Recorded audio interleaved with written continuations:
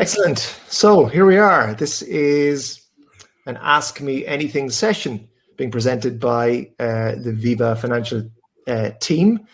So I'm Thomas Newman. I'm the CEO of VIVA Financial Tuition, and I'm being joined by my colleagues Hugh Martin and Hugo Newman. Hello, everyone. Hello. So this is a first for VIVA. This is, as I said, an Ask Me Anything session. So the idea is to completely open up the floor to students. I'm sure you've got doubts of all sorts, right from technical doubts for the different subjects that you're doing, whether they're objective test subjects or case study exams. You might also have doubts in relation to study techniques and the best way to map out a path this year, to get through as many exams as you possibly can. So we're basically here. We're all ears, and we're very much looking forward to hearing what you have to ask. Obviously, we get a range of queries coming through in email format on a daily basis from our students. But we thought it would be useful to host one of these sessions to have a more direct connection with students. So with that being said, we've got an hour allotted for this, and it's over to you guys. This session is being recorded, so you'll be able to watch a replay. Just bear in mind that we're not CIMA itself. So if you're having difficulties, for example, scheduling exams or anything like that through the CIMA platform or the Pearson platform, we wouldn't be the best to discuss those kinds of problems. It would be CIMA that would deal directly with that. But as I said, we're a tuition business, and we make courses for the CIMA qualification. So we can definitely help you with your study and doubts in relation to those subjects. So each of us has an area of expertise, really. So Hugo really is the person to deal with E problems, so E1, E2, E3. I suppose my area of expertise is more the case studies, OCS, MCS, SCS.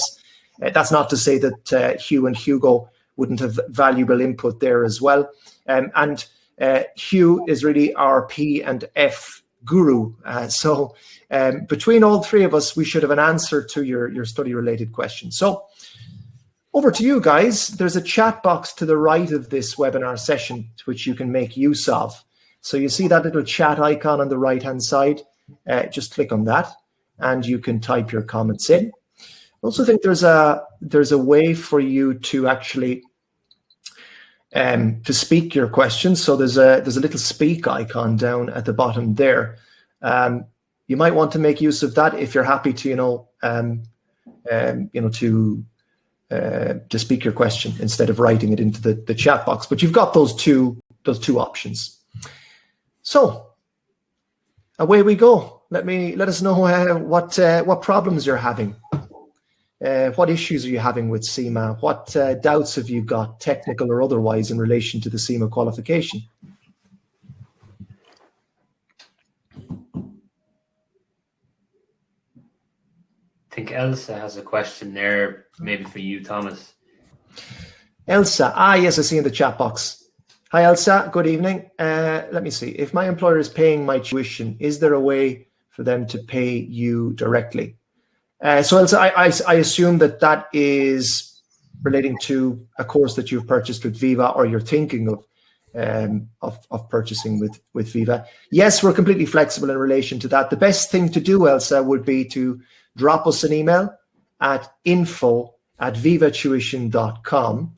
And we can send a link, directly to your employer if they want to pay for a certain course. So I'll just pop the email address into the chat box in case anyone else wants to make use of it. Yes, info@vivatuition.com. So you have it there. So we've got some more questions coming in. Some familiar names here. Hi, Elizabeth. Hi, Sally.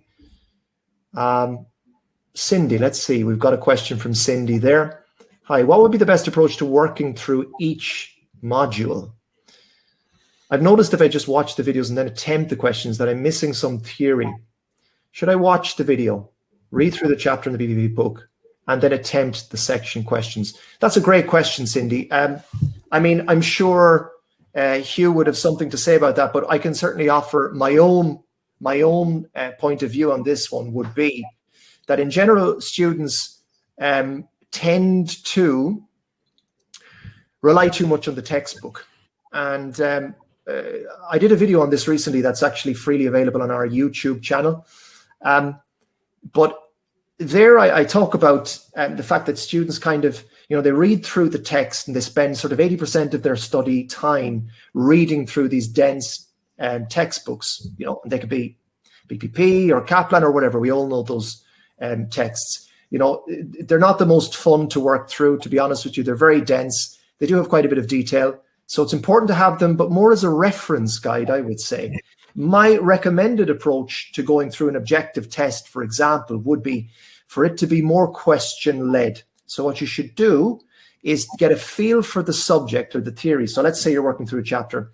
Get a feel for the chapter's contents and the theory that you're addressing by working through videos. And the reason videos are so effective is because the tutor, if the tutor is up to scratch, has a lot of experience teaching that subject. So they'll be able to show you kind of the fastest way through the forest, okay? So they'll explain something in, 30 minutes that would probably take you a whole day to kind of read around yourself. So that's the advantage of having an experienced tutor, work through a particular topic. And, on VIVA, at vivatuition.com, we have very, very experienced and award-winning tutors, actually, that work through all of our objective test subjects. So, well worth checking out. So it's a great start, videos.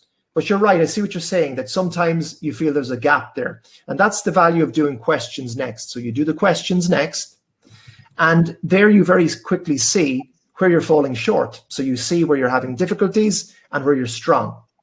And where you're having difficulties, that's a clear signal that you need to dig in deeper. So you go back to the textbook when you understand what your weaknesses are, and then you dig into the text and you spend a bit of time working on those specific areas of the text, okay? So I think the value of the textbook is a reference guide. And when you run into a big problem and you've got a weakness, you go back to the text and you spend some time on that particular area. That's a more efficient way to work through an objective test, I think, than, reading through a chapter, spending a few hours on that, not fully understanding it, and spending 80% of your study time doing that, and then you leave the last 10% or 20% to hurry through some questions before your exam. That is not the right approach. So it should be more question-led, video-led. You get the rough idea of what it's about. You take the questions to prove whether you know the stuff or not. Then you see your weaknesses, go back to the text and dig into more detail with the text.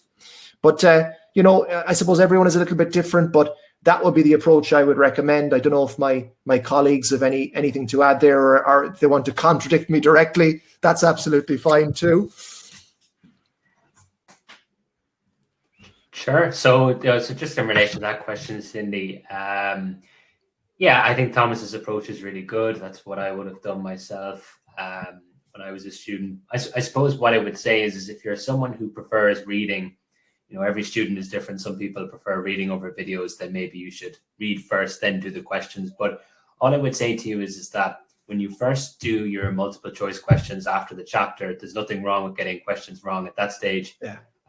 You learn a lot from that, and the answers are quite thorough on the Viva Tuition website. And as well, inside your BPP text, this end of chapter questions, those are quite good as well. So try and use those. So get a combination of the two of them.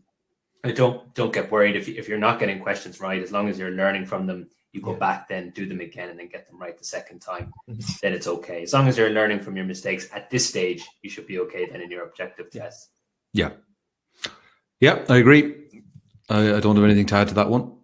Yeah, I'm going to jump in again on that one, just to add a couple of things there. The time to make your mistakes is definitely prior to the exam. I know a lot of people are they don't feel ready to do questions. And that's exactly when you should be doing questions. Because, I think we have the illusion that we have understood something when we skim a text or even when you spend a lot of time reading through a chapter, you think, I know it now, I'm going to go on to the next topic. And the only proof that you know it is when you actually sit down to do a test, okay, whether that's a case study mock exam or an objective test exam. that's where you really start to see and uncover your weaknesses. But yeah, it's okay that you don't feel ready to do tests, but you got to try to do them anyway. And it's the proof whether you actually understood something or not. And just another little point before we move on to the other questions, just to address something Hugh mentioned there. So, you've got textbooks, you've got videos. So some people feel they're better at learning when they watch a video. Others feel they're better at learning when they read a text. Others feel, that it's better to do questions. And I know, it's received a lot of attention in recent years, this thing of learning styles. Some people are auditory learners, and some people are, they prefer to learn through text and all that kind of thing. Actually, I think the scientific literature has shown that that's kind of a misguided notion, this whole thing of learning styles, and you kind of can become very, very hung up on one idea. Oh, well, I'm a visual learner, and that's all there is to it. Actually, what the science of learning shows is that the best approach is to actually draw on multiple different resources. So that really consolidates your learning. So don't get hung up on any one format. What you need is a mix of things. You need videos, you need questions, you need text, you need to write. The more methods you use, the stickier what you learn will become. Okay, so I think we'll move on to the next questions, and they're coming through now. Let's see. We've got, what's the next one there? We've got Patrick saying, my all access expired in December of 2020 and would be grateful if any offer can be available now to purchase another all access or the unlimited access. Okay, just for those of you who don't know, and I won't talk about this too much because I don't want it to become a sales session or anything like that. But look, VIVA has some exceptionally good resources. We've built out over the last 4 years what we think is the most comprehensive offer in the CIMA tuition space. There's something called All Access membership. You pay for 1 year. The standard fee is £299. You get access to about 1,000 hours of study content across the entire CIMA qualification. It includes like 7,000 questions, objective test questions, 9 BPP texts, all of the case study videos, PDFs, mock exams. They get updated every single round. It's a ton of content. I really don't think you'll find a better value offer. Absolutely go out and have a look at other tuition providers. But, we're quite sure, we benchmarked against other tuition offers.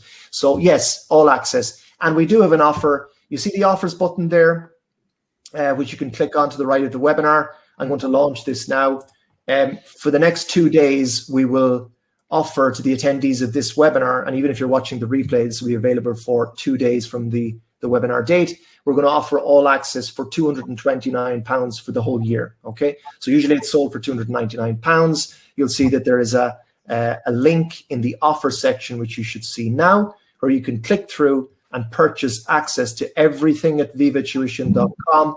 That's case study resources and objective test resources from E1 through to SCS for 1 year. So, if you're interested, check that out. And Patrick, you can avail of that offer if you're interested in.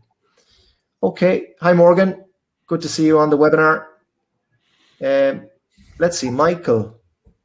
I'm on the management level trying to rewrite P2 in February for the second time. P2 is a tough subject.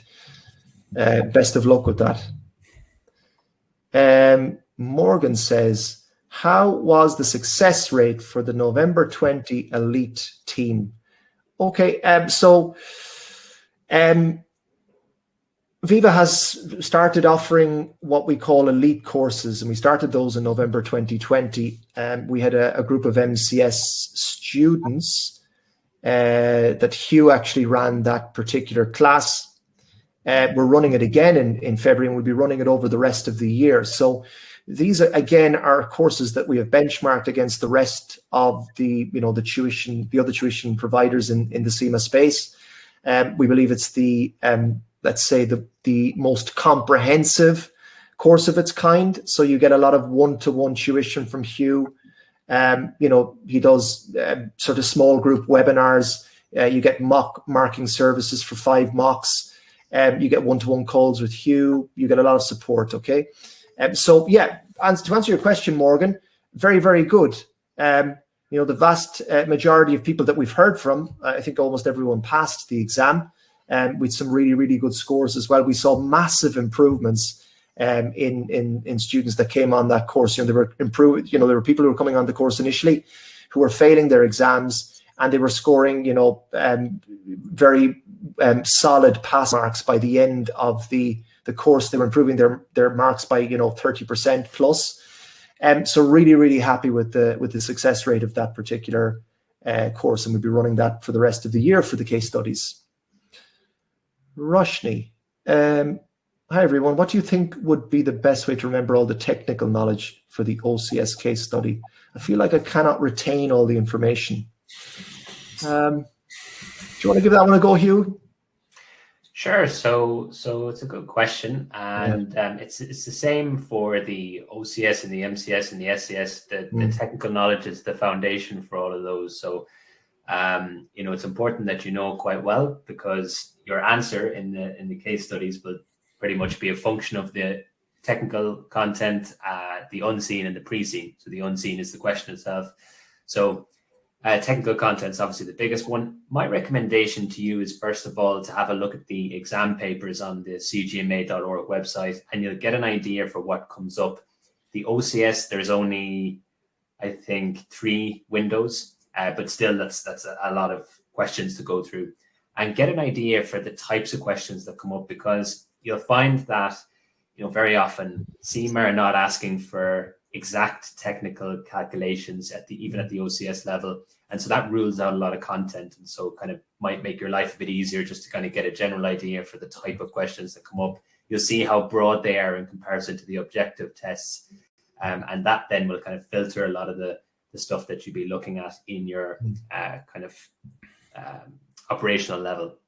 As well, another tip I have for you is to continually test yourself. So this is what I used to do. I used to create questions based on individual groups of chapters. So say, for example, you're going through P1, maybe a study session you want to do on P1. You're looking at traditional costing. Maybe have, one particular question based on amazing beds, and then see if you can write maybe 5 or 6 paragraphs, or even keywords that represent paragraphs for that particular question. And that should help you with recalling information, which is really, really useful inside the case study exam, because yourself, it comes down to the different ideas that you can put down in the actual answer box itself.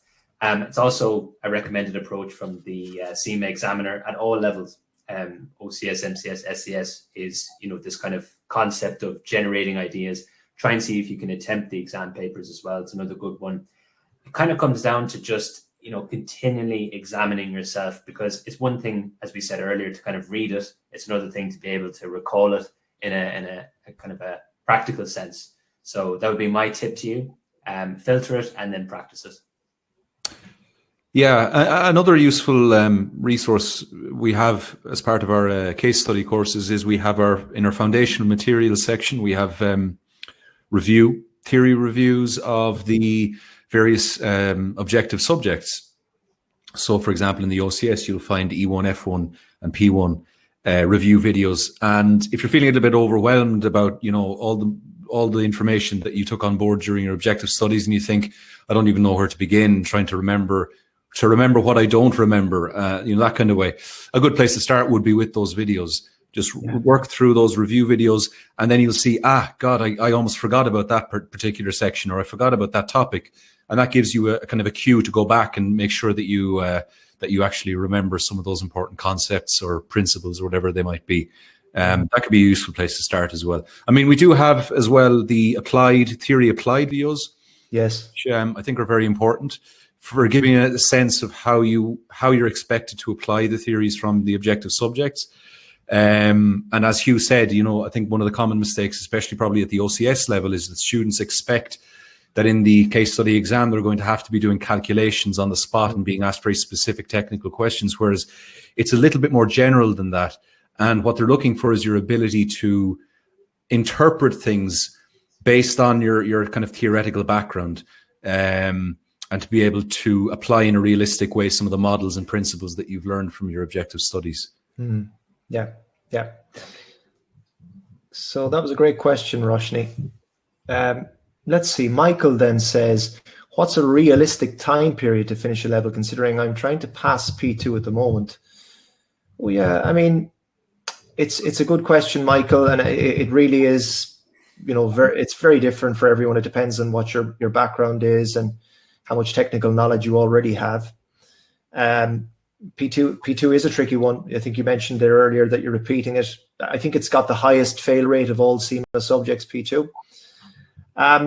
Finish a level. I think the average, for people taking the whole CIMA qualification, let's say you're working from operational level through to the end of the strategic level, in which case you would have 12 exams, 9 objective tests, plus 3 case studies. I think it's in excess of 3 years. So let's say average 3 years, maybe a little bit longer. That would be 1 year per level. So that would be 4 exams per year. So for the management level, that would mean doing E2, P2, F2, and the MCS in 2021, for example. That would be, but I think it's definitely, it's definitely possible to do it faster. And I think, in myself and Hugh's case, we were once CIMA students. I was a CIMA student a longer time ago than Hugh was, but when I was doing it, I kind of went slowly through the first level or two. And then for the last level, let's say I went slowly through the first half of the qualification. Then for the last half of the qualification, I absolutely flew through it. I did like 7 exams in 6 months or 7 months or something like that. And I think Hugh had a similar kind of experience. Again, went kind of slowly at the start, and then by the end of it, he was just, I think, probably fed up and wanted to get through it quickly. So did kind of, how many exams did you do in the end, and how many months, Hugh? I think for the strategic papers in 5 months. So that was my last batch. Yeah. So you could do probably, if you really put your efforts into it, you could probably do a level 4 exams, let's say E2, P2, F2 plus the MCS. You could probably do it in 4 months if you passed them all sort of first time, and you didn't have a life outside of that, basically. But you could do it. You could do it, and it's about finding the fastest way through every student is different. So some students want a very thorough understanding of the subject, in which case I wouldn't recommend doing the exams in that time period. You would take a longer run at the exams then. But if speed is the thing you want, if you just think, look, I just want to get a bare pass here and I just want to get through this level quickly, then what you would do is, you would spend much less time on the text, spend a lot more time looking at videos and doing questions. You would practice. You would really drill the exam scenarios. So you would spend all your time doing questions and mock exams and things like that, and much less time in the theory. But it's you're kind of when you do it that fast, the danger is that you're skipping over things. I hope that gives you a kind of an idea of what's possible. So I would say absolutely fastest you could do it, a level 4 exams, 4 months. 3-4 months, absolutely fastest that you could do it. A more reasonable time frame might be 7 or 8 months, and kind of the average time frame would be 12 months for those 4 exams. Aaron, I'm appearing for the MCS exam from home. Can I use Grammarly software to check my answers for errors? No, I don't think that's possible. No. But Aaron, I wouldn't worry too much about that, because CIMA always says that it doesn't matter if you're making spelling mistakes and grammar errors, as long as what you write is understandable. Okay, so don't get too don't be too concerned about your spellings or grammar. Vicky, any tips on time management and preparation for the MCS, please? Are there any live sessions planned for this also? I'll address the second part of the question there. Are there live sessions planned? VIVA, yes. So VIVA's going to be doing like 100. We're going to be doing 150 webinars this year. More, I think, live webinars. And these are webinars that we will be doing for our all access members, basically. So we'll be covering all 12 professional subjects, and I think we probably will be doing some certificate level subjects there as well. All access members will have access to all of those sessions, and the case study sessions. MCS, yes. For every window, we will do numerous live sessions covering the pre-scene, the industry, the key issues. We will do sessions on E2, F2, and P2 theories applied to the MCS. A lot of live sessions, basically, is the answer to that. And the first part there, the time management and preparation for MCS. Maybe you want to jump in, Hugh? Sure. So to answer your question, Vicky, the best way to go about it is to have a very small time plan, as it's called. So it might take you 10 seconds to draw it up, but first of all, you should have an idea as to how many minutes are allocated per section. So in the MCS, it's 45 minutes and there's 4 sections. So what I have is a time allocation for reading and planning. Okay, and I call it R&P in my classes, but that you deduct off. So normally that's about 5 minutes to read the question, 5 or 7 minutes. Okay, so whatever's left, then you divide that out between the time allocation that's given to you in the exam. So say, for example, it says subtask A is worth 50%. That means it's worth 50% of the marks for that section. And it also means you should be spending 50% of your time on that particular subtask. So that means then you've 20 minutes for subtask A, 20 minutes for subtask B. The next thing then is you have to be disciplined with that time plan. So it's very easy. This is a kind of a mistake that comes up over and over in the examiner's reports for the MCS exam, is that, you know, the first subtask could be overdeveloped and then the next one is under. So what's happened is the student hasn't been disciplined with their time plan. They've basically written more about the question that they like than kind of spreading their time out evenly. So you have to be disciplined. My recommendation to get good at time management is to sit mock exams under exam conditions, which means no distractions, having a timer, and really taking it as serious as you would the real exam. And again, having that time plan, it might take you 15 seconds to put together, but just have a rough idea, how long am I going to spend on this subtask? How long am I going to spend reading? You'll know that before you go into the exam, how long you think you'll spend on reading. It might change in the exam, so you have to be a bit flexible. Some students that I've had have actually, they actually like to allocate the time that they want to spend on each paragraph. So if you know you're going to write 5 paragraphs in the first subtask, you divide your time out. You may want to do that, but just to give you kind of a straightforward answer, that's my tip, really. Yeah, we do also have a video as well, a pre-recorded video on time management as part of the case study course in the foundational materials. Just in case you missed it, it's under the exam day strategy section in the foundational materials tab of the MCS course. So that's also worth having a look at if you haven't already. Cool. Yeah. Okay, so we've got a question from Venkatesh. I hope I'm pronouncing that correctly. So I'm planning to purchase the All Access Pack for my upcoming exams, and I'm pretty much satisfied with the content, but at certain times I couldn't understand the accent. Oh, goodness. Who is that? That's either, that could be me, it could be Hugh, it could be Hugo, or, well, there are a few other tutors that can't do videos on the site as well. So I'm not sure which one it is, but it could be a mix of the accents. But do you have subtitles or transcript in text format for the video? So not at the moment, Venkatesh, unfortunately. It's something we might add later on. So what we are going to be doing in the next few weeks is we're going to be adding a speed up or speed down button to our videos. So if that might help, if you want to slow down the speed of the video, it might be easier then to understand. And do we clarify student doubts? Yes, you can send your doubts via email to info@vivatuition.com. And as I said, we're doing lots and lots. As an all access member, you'll have access to 150 live webinar sessions throughout the year across all of the professional subjects. So, we'll be advising of all of those sessions, and you'll be able to attend them for free and ask all the questions that you want. Michael says, can I get a recording of this? Yes, this session's being recorded, so you'll get an email in the next 24 hours and you'll be able to watch the replay.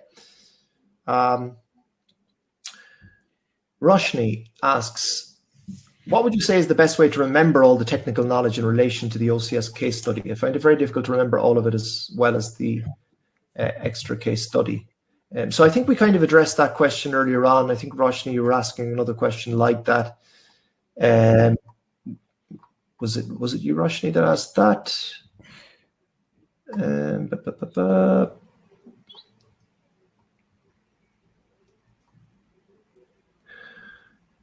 Someone asked that question earlier, right? Very, very similar question. Yeah. Let me see. Maybe it wasn't Roshni.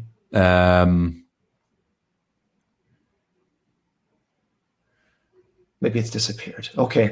So, yeah. Okay. Yeah. Let me see. So, yeah, Roshni. So we talked a little bit about that earlier on. You know, I would emphasize again what Hugo said also is that, you know, the case studies aren't as technical as the objective test exams. So it's not the case. I think a lot of students worry about doing calculations, for example, on the day of the exam, and it's not the case typically that you do calculations in the OCS or any of the case studies.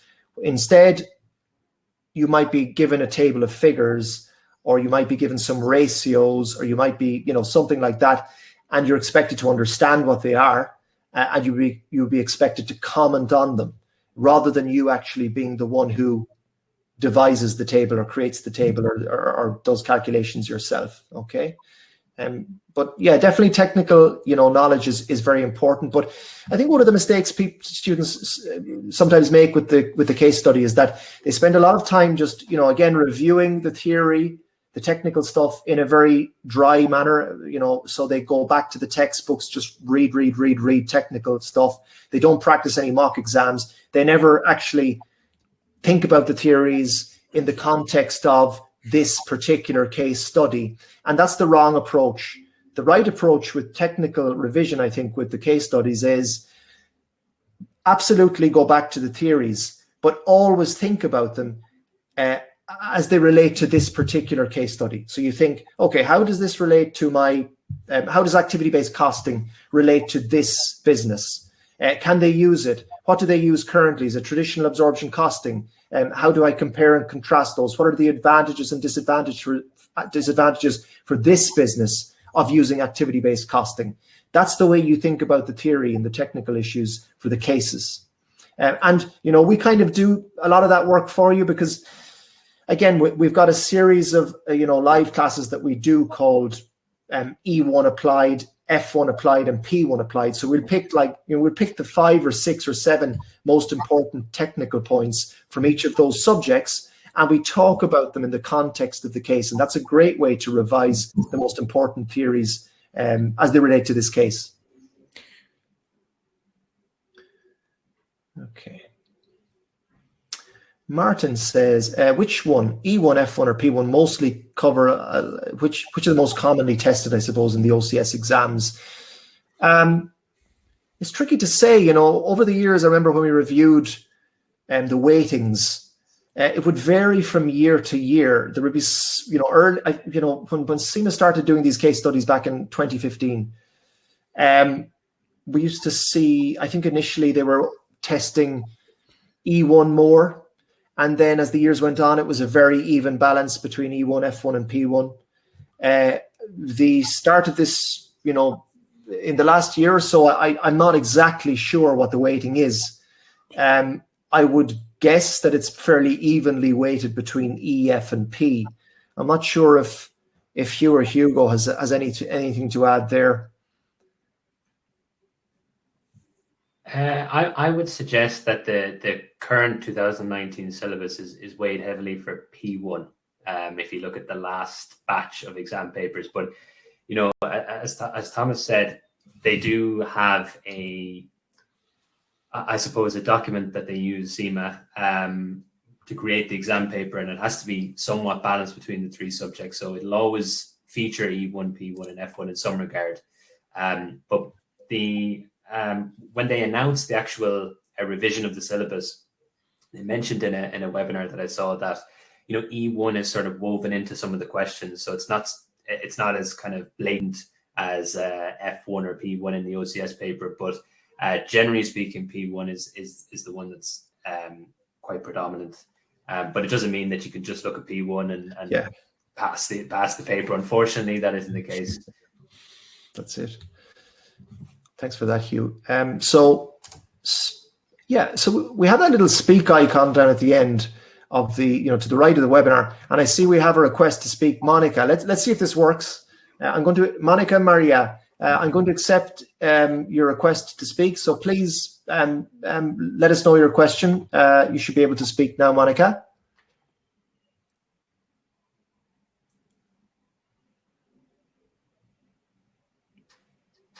Hello, Monica.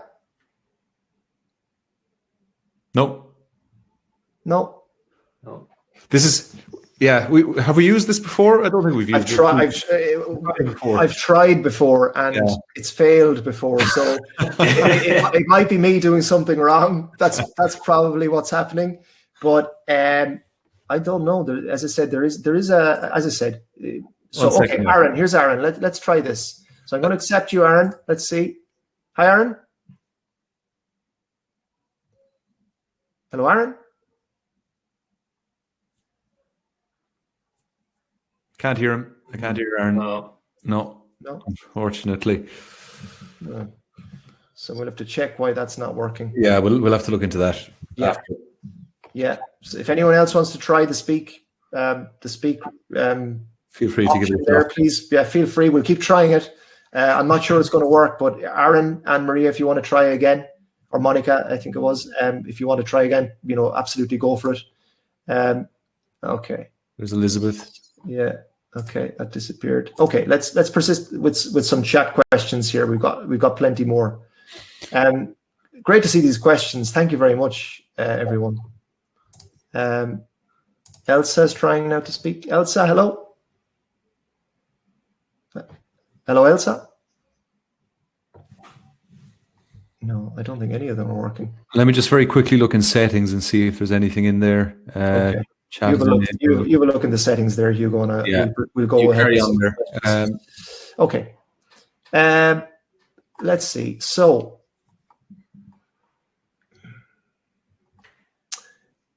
we have a question there. I'm on the strategic level. What's the best way to write the objective tests?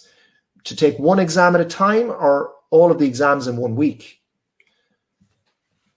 That's an interesting one. I think all exams in 1 week would be very intense. Again, it's going to vary from individual to individual. Personally, I mean, I used to like taking one exam at a time. I don't know, what the others think there. Oh, one sec. We have someone. Hello? Elsa, hello? Hi. I just wanted to find out if you're writing the strategic objective tests, is it advisable to write them all in 1 week, or it's better to space them out? Yeah. I don't know if you can hear me. Yes, Elsa, we can, absolutely. It's a very good question. And, I was just mentioning, that for me personally, when I was a student, I would take one exam at a time. I didn't like to mix them up. But I think everyone is different. I don't know if Hugh has something else there to add. I would say one at a time. The old CIMA framework used to be that I think you had to sit several in one go. But if it was me, I would sit one at a time. Could be just too intense trying to do them all in one go. Thank you. You're very welcome, Elsa. Thanks for the question. So I think we've got Aaron next. We're going to try and accept Aaron now. Thank you very much. Thank you. You're welcome, Elsa. Aaron? Hugo, you sorted out the setting then to I didn't do anything. Oh, you didn't do anything? I didn't change anything. I don't know how that happened exactly, but anyway. Okay. Just let's see if Aaron can join at some stage. So we are accepting these requests to speak. It's just it seems quite random in terms of who's coming through. Yeah. So yeah, keep trying, guys, and hopefully we'll have a few more coming through. So this is a quick one, Venkatesh. Is there any part in E1, F1 or P1 that will not be asked in the OCS exam? Unfortunately, you can be tested on anything. So you need to be prepared for that. There's nothing you can omit. Hi, Sonam. My question is similar to Cindy. Would you go through all of the syllabus and then do all of the questions? Or would you go through the material for chapter 1, then do the questions for chapter 1? So is it chapter by chapter? Yeah, I feel very strongly about this. You don't want to put off question practice until the end. You want to be doing questions all the time on an ongoing basis. So chapter by chapter by chapter. Okay. So we talked a little bit about that before. Yeah. I just want to add one thing to that. And again, this kind of comes back to the science of learning and kind of best approaches to learning. One thing that is recommended is to do what they call interleaving, which is a fancy technical term for basically, if you are, for example, let's suppose that you're on chapter 4, chapter 5, for example, and you're studying chapter 4 and you're doing questions on chapter 4. The temptation is to just work through things chronologically. So always move from 1 to 2 to 3 to 4 to 5 to 6 to 7 to 8. It's a good idea to start jumping around a little bit. Yeah. So, for example, let's suppose that you've gotten as far as chapter 5. A good idea would be to go back and do practice questions from chapter 2. Yeah. And chances are you'll have forgotten certain things. And that'll be a good signal that you need to, I need to go back and revise that again. Yeah. And then return to where you were previously, chronologically. So you might go back to chapter 2, do some questions again for chapter 2, and then go back to chapter 5 and work your way forward. You might work then to 6 and 7, and then jump back to chapter 3, and then jump forward to chapter 5. Now, I know that sounds kind of frustrating, and maybe you might think it'll be very disorientating, but actually this has been demonstrated in the science of learning that this is an optimal approach to retaining information. Yeah. That you want to create what are called desirable difficulties for yourself as you're learning. So the temptation is always to go through things chronologically because it's the kind of easiest path psychologically, but you want to actually challenge yourself and you want to disorientate yourself a little bit as you're working through the material. So try that technique of jumping back and forth as you proceed, especially I think through the objective tests, and make use of those questions in that way as well as using it chronologically. I think that's a good idea. Yeah, that's great advice. I mean, when you think about the real life exam compared to the way you work through a subject, so P2 you're working on activity-based costing. It's all questions all about activity-based costing. On the day of the exam, you're getting a mix of different topics, and part of the challenge of the exam is understanding what kind of question is this? Is this about activity-based costing? Is it about standard absorption costing? So that makes it difficult.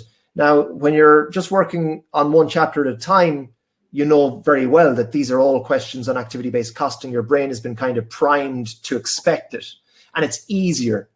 So as Hugo said, the term there is desirable difficulties. It's a really good approach. You can work through a subject chronologically, but go back and mix in questions from other subjects. It'll keep you on your toes. And definitely don't put off question practice until the end. Keep doing questions as you go through the subject. Yeah. So, okay. Let me see. So, Nevena says, I have most difficulty handling all that apply questions. Yeah, very difficult. They're tricky. What's the logic behind them? Do you have any hints? How many is the usual number of correct answers generally? How to approach those questions? I mean, they are tricky. I have an idea on this type of question. What you want to try to do is you want to rule out the obviously wrong options first. That's a good start. So if you're presented, with the questions, sometimes they'll indicate, okay, you have 5 options here. What are the correct 3 here? Well, if you can rule out one option completely, you know that it's absolutely wrong. You've made your life much easier. So you've got to pick 3 of the 4 options that remain. So that's a good strategy. Just rule out the obviously wrong options. beyond that, I don't know. What about you guys, Hugo? Any other tips for dealing with those ones? They're very tricky questions. Yeah, for sure. I think that's a really good one. Process of elimination. In terms of the logic behind them, it's just to make the question more difficult. Yeah. I think that's the main logic. They are tricky, but it's just to increase the difficulty, and it's also to test certain things that have steps or processes. So they can kind of examine more than one piece of theory. Process of elimination is probably the best approach, really. So we've got another person who's called in here, Isaac. Good evening. Hello, Isaac. Can you speak up a little or turn up your volume? Good evening. Can you hear me? Yes. We can hear you. Okay. Thank you for the opportunity. I'm about to write the SCS examination. It's actually my first CIMA examination, my first examination. I don't know what advice you can give me going forward from today, because I've just got hold of the pre-screen material and I've just analyzed it. So I don't know any advice on the way forward. Yeah, thanks, Isaac. That's a good question. Definitely, the fact that it's your first CIMA exam makes it more challenging for sure. It's going to be important to review the objective test subjects from that level. So that would be E3, F3, P3. Definitely worth doing that.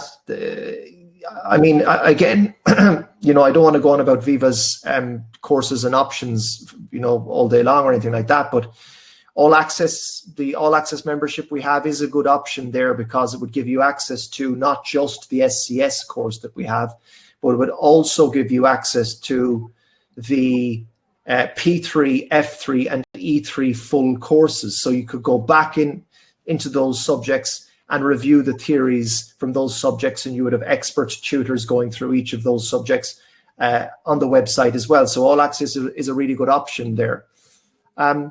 Hugo, I'm not sure if you've got any more advice for Isaac. Yeah, go ahead, Hugh. Sorry, I'll just add one thing after you. Sure. Go ahead.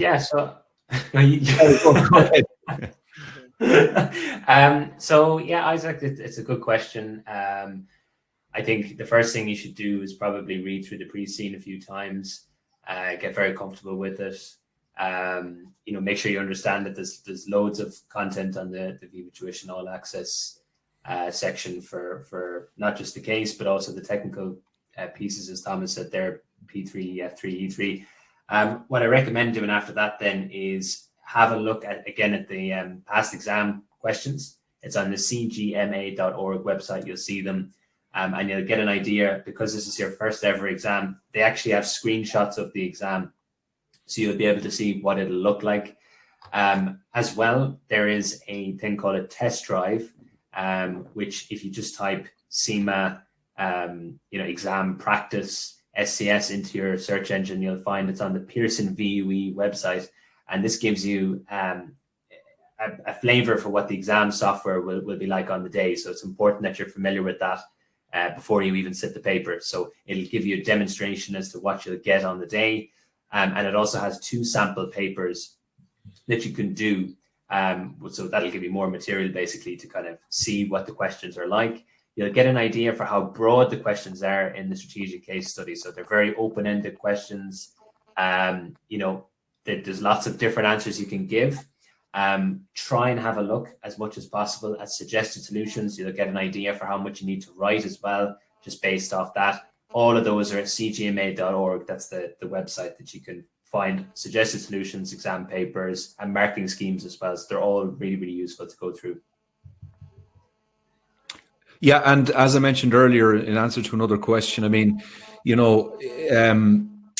if you're coming into this SCS without having done the objective subjects, you might be a little bit overwhelmed by the prospect of having to go back through all of those subjects one by one. And that might not be the optimal approach, because of course you might have some pre-existing knowledge of certain technical aspects from those subjects. So a good place to start might be with those review videos, which I mentioned earlier, which are part of our SCS course in the foundational materials section.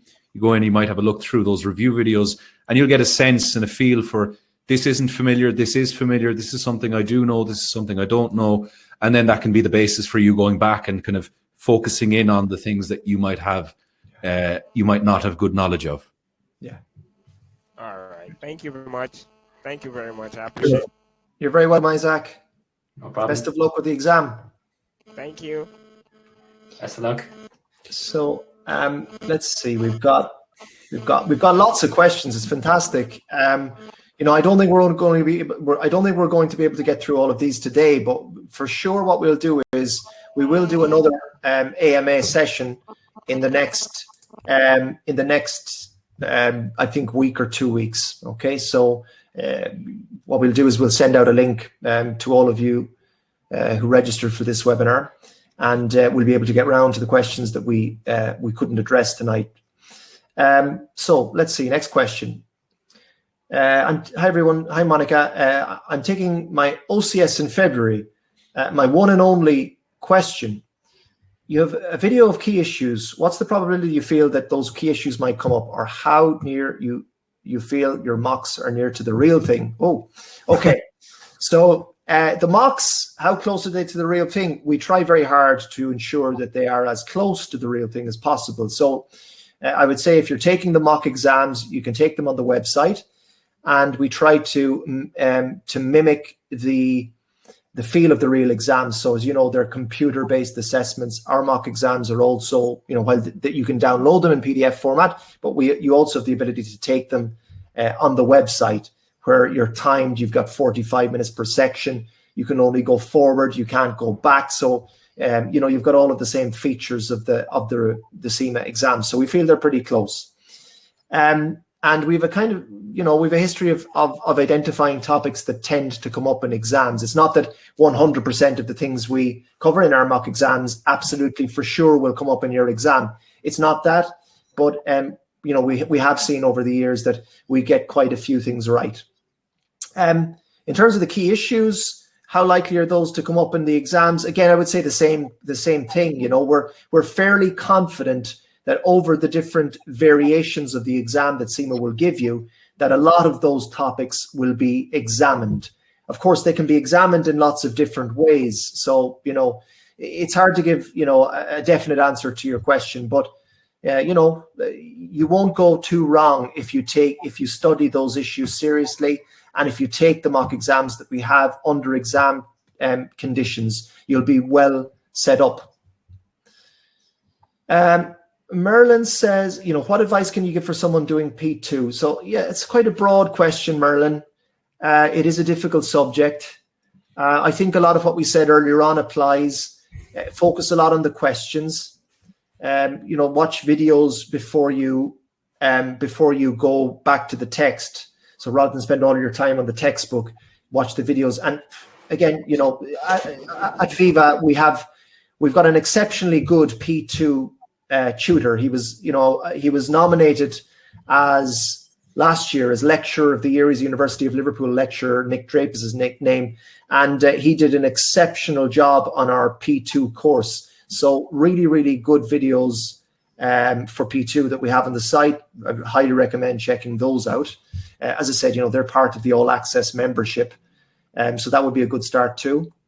Andres says, I'm going through F3, which I really find challenging, with the number of calculations and the limited time available. Specific guidance here for this exam, passing it? Tricky one, isn't it? F3 is a tough subject too.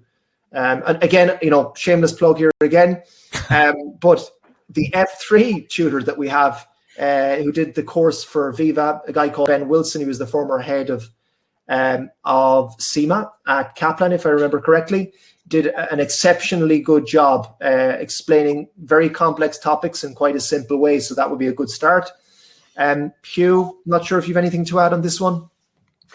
Yeah, I agree with Thomas on that. I mean, F3 is, you know, 70% calculation based really. So you have to know your business valuation calculations, you know, for your share exchanges and cash exchanges, and the Modigliani and Miller content.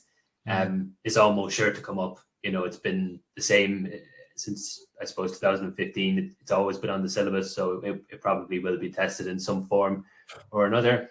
Again, it just comes down to practice. With numeric-based questions, practice makes perfect, and you know, you will get better over time. A lot of the calculations are quite complex for F3. Just remember that one of the big mistakes I see with particularly the strategic level is people tend to leave out GRI and integrated reporting out of F3, which it is still a part of it, small part of it, but it still comes up in the exam. Yeah. So we're coming towards the end of the session, unfortunately, but let's take another question or two. Nevena says, is the in the VIVA All Access, do you include question debrief videos? Not yet. It's something we're thinking about. I wouldn't be surprised if we add them a little bit later in the year, but not at the moment. And how many mock exam questions do you have per objective test strategic level? So yes, we've got 800 questions per subject, which I think we've got the most questions of any tuition provider for the objective tests. The last time I looked, anyway, that was the case. So do you have all that apply? Extremely important. I don't really understand that last. I don't understand that last one. Sorry, Nevena. Do you have all that apply? What's that one? Yes. Sorry. Now I see. Yeah, I was being silly. It's all that apply type questions. Yeah, absolutely. They're part of the questions that we have. We have lots of those questions. Just to get back, regarding the mock exam, how many mock exam questions do we have? I mean, if you're referring specifically to mock exams, we have 5 mock exams for each strategic level subject. So that would be 5 mock exams for E3, P3, and F3, but a total of 800 practice questions. So we have, after each chapter, we also have like practice questions for each chapter, and it comes to a total of around 800 questions if you include those with the mock exams as well. So plenty of practice questions. Okay, so we'll take one more question then. Let's see. A comment here from Morgan. Okay, I can recommend the elite team, the elite course, and rate it very high. Very interactive, and the quality of the content is excellent. And Hugh is the best coach ever. There you go, Hugh. Good stuff. Thank you very much, Morgan. Great. Cheers. Thanks for that, Morgan. Very nice.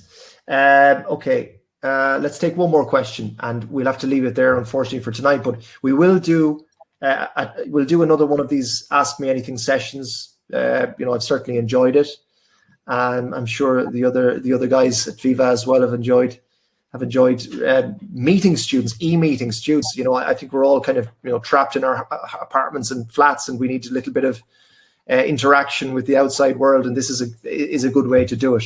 Let's take one more question then. So someone who hasn't asked, maybe let's see.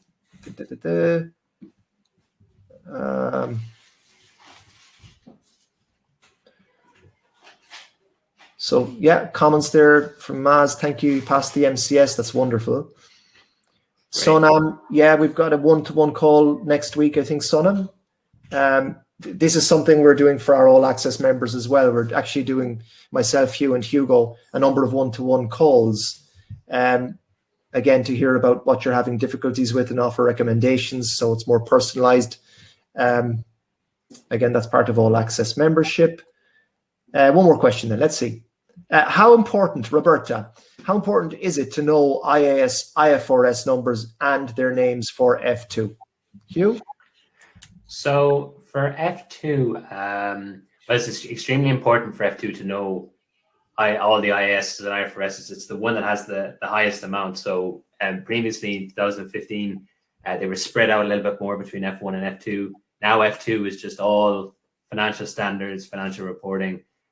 So it's the one that you have to know the standards inside out. In terms of the actual names themselves, you're not going to be tested directly on that, but it is important to know them. Just from the context of questions, you'll know to a greater extent what you're being asked. The same question also applies to the MCS. A lot of people ask, well, do I need to know the name of the standards for the case studies? And the answer is yes. Show the market that you know your stuff inside out. It is important that you know them. I know it's very tedious. There's upwards of 15, 16 standards in F2, so it is tough, of course. But you should know them, yeah. Okay, guys. Unfortunately, we will have to leave it there. Thank you so much for your questions. Absolutely great questions coming through. And it's a pity that we don't have more time to go through them. But as I said, keep an eye on your emails, and we will send out the link to another Ask Me Anything session. I think we'll do that probably in 2 weeks' time. And hopefully we can get around to more of your questions then. Thank you very much. The replay will be available. You should be getting an email in 24 hours to the link. Okay, and feel free to share it, by the way, because this is a freely available session for all CIMA students. As I said, we're all sort of, everyone is basically going through a challenging time. We could all use a little bit more help, and certainly CIMA, exams, I think is a good way to spend this time too, preparing for these exams. Because, while we're trapped at home, it's, what else are we going to be doing besides watching Netflix or whatever, or annoying our wives or girlfriends or our husbands or our boyfriends or whatever it is. So it's definitely a very positive thing to be going through the CIMA exams. So, absolutely hats off to all of you for doing that. So thanks again. Do check out the All Access offer. So you've got that little offers button to the right of the webinar. And we'll probably send out an email tomorrow, or the next day. We'll hold that offer for the next 2 days. It is an exceptionally good package. I think you'll be very, very pleased with what's included there. As I said, everything at vivatuition.com for a year. We're always updating those materials as well. 7,000 plus objective test questions, about 1,000 hours of study content, all the way from E1 through to SCS. So, we're very, very pleased with that. And I think you will be too. So take care, guys. And thanks again for joining. Bye-bye. Thanks, everyone. Take care. Thank you so much. Bye-bye. Bye.